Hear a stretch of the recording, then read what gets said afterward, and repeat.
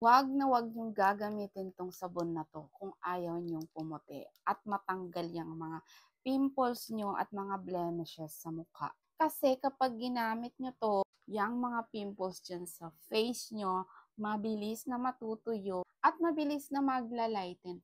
Tulad nito, last na sabon ko na 'to kaya ginawan ko na siya ng video. Dahil sa sabon na 'to, tingnan niyo yung mga pimple marks ko diyan. Wala tayong filter diyan ha, oh. 'Di ba nag-lighten siya kaya kung problema mo pa rin yang mga tagyawat, pimple marks mo, skin problems mo diyan sa face mo, sa buong katawan mo, 'wag mong gagamitin 'to. 'Wag na 'wag niyong gagamitin kung lagi kayong sa arawan kasi baka imbis na pumuti, lalo kayong mangitim.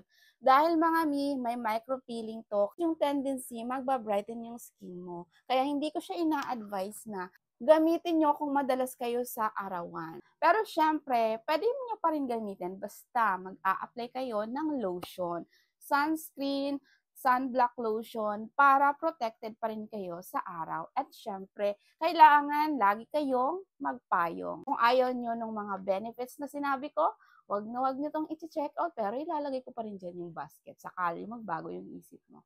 Yun lang, bye.